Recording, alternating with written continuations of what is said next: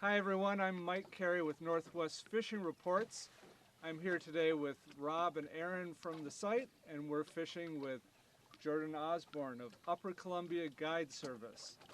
We are here at beautiful Banks Lake in Grant County, and Jordan, that nice little rock back there is called? That's Steamboat Rock right there. We're up at the north end of the lake right now.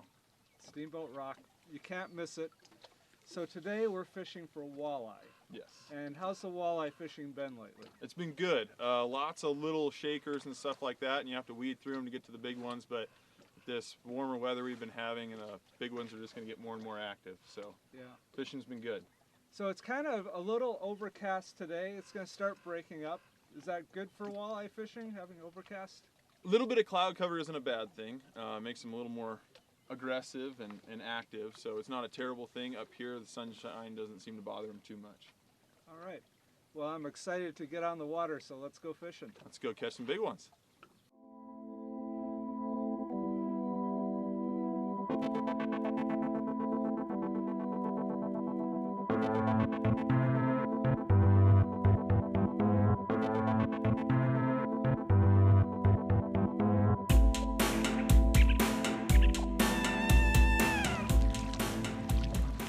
I guess we better bring the camera with us.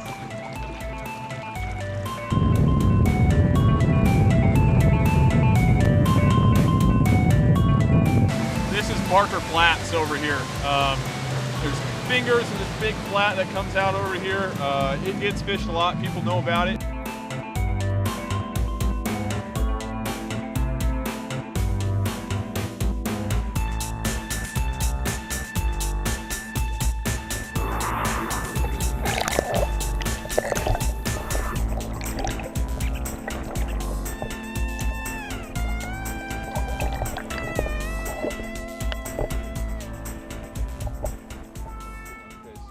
Reel up just a little bit more. Oh, no, looks like a little shaker guy.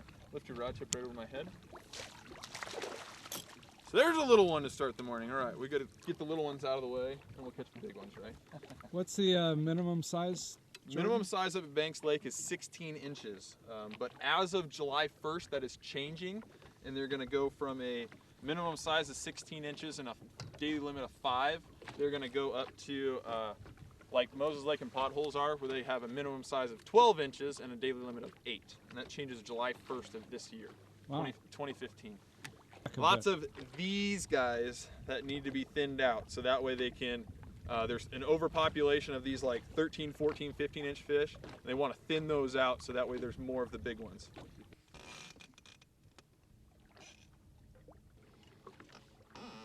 Max Lure Slow Death rigs. They have a smile blade, a couple of beads, and this nice slow death hook. Has a nice bend in it, like so. And what it does is when you put a worm on there, it gets that worm to go and rotate, almost like a salmon fisherman fishing a cut plug herring. It goes there and kind of goes thump, thump, thump, thump, thump through the water, and it alters that worm, that dark light colors, which is nice contrast, gives it some good action in the water. So when I rig these up, I always start with a full worm. I always start with a full whole worm on these. I go through the very head end of the worm, go right through the tip, and sometimes it can kind of be a pain. It takes a minute, but like that right there. Slide it on through there, slide it through, and I always make sure that my hook comes out the light colored side, the underside, and I slide it up to that top bend, and once that worm gets to that top bend is when I poke it out. So I get it to there, get it to the underside. A good rule of thumb is kind of where that band is in the worm is a good place to poke it out. And then I slide it up so, and I always cover the eye of the hook in the knot so that way it spins just like that, and that's how it sits on there.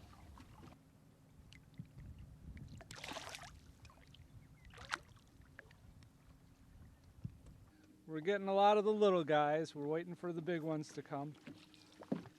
And they will. But got to weed through a lot of these fish to get to the bigger ones.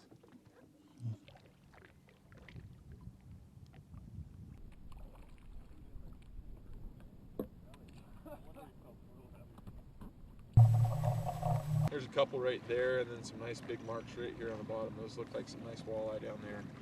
Just, yep, nice and easy all the way back.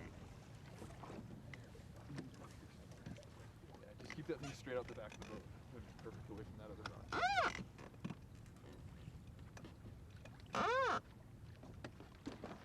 Yeah, buddy. Ah, there they are. Keeper? Yeah. Yes, ma'am. Man, I felt it. We'll go back through there. Oh, yeah, that's a good one. Yeah, he'll keep that rod up over this way a little bit more, get away from that other line. Nice. Is he under or over? I can't tell. Just keep reeling. Oh yeah. Somebody got a camera? You're live, baby. That's a nice looking fish, Aaron. That's a big fish. All right, it's Under. is it under? It looks like, because that line Yep, hasn't yep, moved. yep. So yeah, go that way. That's totally Good looking fish. Wow. Fish I felt. Decent one too. This is exciting. Yeah, no kidding. This is what you come out here for, eh? Yeah. Here, Here somebody he reel that is. one in.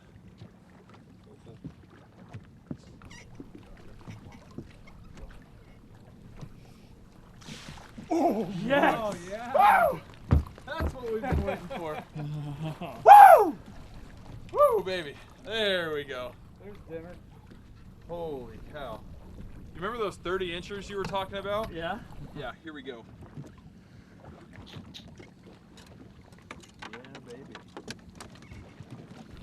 Holy hot dang. So they are up super shallow. Well, there you go, Mr. Aaron. Check out that stud of a walleye right there. That is what we come to Banks Lake for right there. That is a big one. Awesome. Waiting for that for a while today. Holy cow. Smile for the camera there. Oh, I Yeah, buddy. Nice big one right there. It's awesome. Upper Columbia Guide Service, Jordan Osborn. Yeah. Got us on the fish. That boy. Awesome.